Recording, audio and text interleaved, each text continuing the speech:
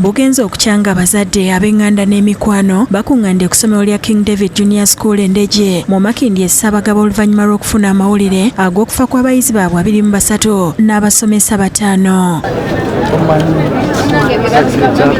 Eno gibadde mirangana kwazirana oluvannyuma lw'abazadde abamu okutegeera nti abaana baabwe be bamu ku batalutonze.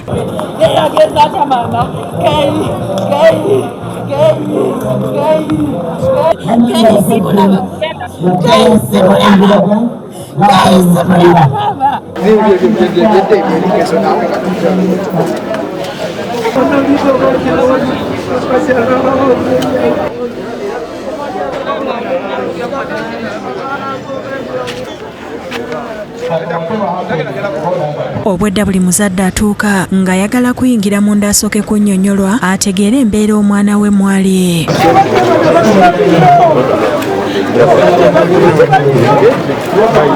Okusinziira ku bazadde b'abaana bano baasimbula ku Lwokusatu akawungeezi era we bagwiridde kabenje kano nga bali mu kkubo bakomawo. Diana Kirabo omu ku bazadde agambye nti abaana baabadde bangi nga baasasudde wakati w'Emitwalo 23 n'Amakumi 30 okugenda e Kapcholo okulambula. Baasimbudde si kiro kyajjo ekiro kya luli baasi zajja ssaawa 6 ogw'ekiro zaabadde 2 bakuliko drone n'emmotoka endala ne basimbula ku ssaawa 8 ssaawa 9 ekiro ekyo kyennyini 9 babadde bonna bamaze okiriyalinga kuba nze najja ne mbasiibula bulungi. Akulira ebyenjigiriza ku ssomero lino Alfred Mutenyo akakasiza okufa kwa Tadeo Sekado omutandisi w'essomero lino n'abayizi baabwe. Agamba nti bakozeseza bbaasi 2 ennene n'emmotoka za drone 2 era nti bbaasi emu ye yagudde kabenje nga bali mu kkubo bakomawo Kampala.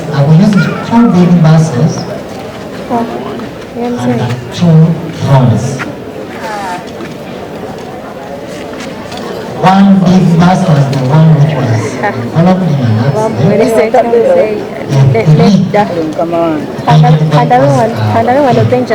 However, due to the shock, all the 4 drivers took off. Mu bamu ku batuuse ku ssomero lino ye Emmanuel Kato omwogezi wa divisioni ya Makindye Ssaabagabo ne Moses Otim Town Clerk abanyoleddwa olw'okuviibwako abaana n'abasomesa. We are with you. Now, what are we going to do? First of all, we want to ensure that we are coordinating with the government to see that the process of getting our children back to Kampala nga zikunuukiriza okwera ssaawa 6 akola nga minisita w'ebyenjigiriza n'emizannyo Dr. Jess Muyingo atuuse ku ssomero lino okukungubagira abafudde n'okusaasira bazadde baabwe. Leeta obubaka okuva mu gavumenti okubagiza abazadde baffe, abasomesa baffe, abayizi baffe n'emikwano gyaffe bonna mwenna bakwatibwako essomero. Agadde essomero lya King David okumala wiiki 2 nga gavumenti bw'ekola okunoonyereza okujjanjaba abakoseddwa n'okugumya abazadde abafiiriddwako abaana n'okugumya abasimattuse okubayamba okuvvuunuka ensisi. Nti abaana baffe essomero tuliggale okumala wiiki nga 2 nga betunoonyereza bwe kiraba kitagisa okwongerayo omwezi oba gumu tugenda kuva mu kunoonyereza kwe tulina. Akuutidde abantu obutasalira ssomero musango oba omuntu yenna kubanga akabenje akaguddewo tekaabadde kagenderere. Agambye nti gavumenti n'abakulembeze mu Makindye Ssaabagabo bakugendera ddala mu maaso n'okulondoola embeera nga bw'eri nga bwe balwana okulaba nga buli kimu kikolebwa nga bwe kiteekeddwa.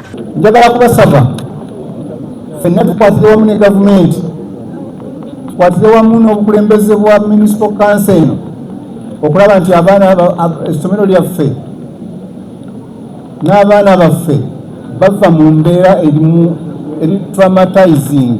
Yeegatiddwako ne minisita omubeezi ow'abaana n'abavubuka Mercy Faith Lakisa naye asaasidde abazadde abafiiriddwa abaana n'abakoseddwa. Together as a team, we will establish the circumstances under which the incident happened and with other line ministries work towards improving road safety and also standards for transportation, especially within schools. Kano ke kabenje akokusatu okugwawo mu bbanga lya wiiki emu ng'akaakasembayo kagwa bugweri baasi yali etambuza abayizi bwe yatomera Lukuula ne yali efiiridde ku kkubo okwosaako baasi y'abayizi eyatomera eggaali y'omukka ennamumira mukono. Benjamin Ssemwanga ne Sophia Nalukenge be bakusakidde eggulire lino ku Lwabukedde TV.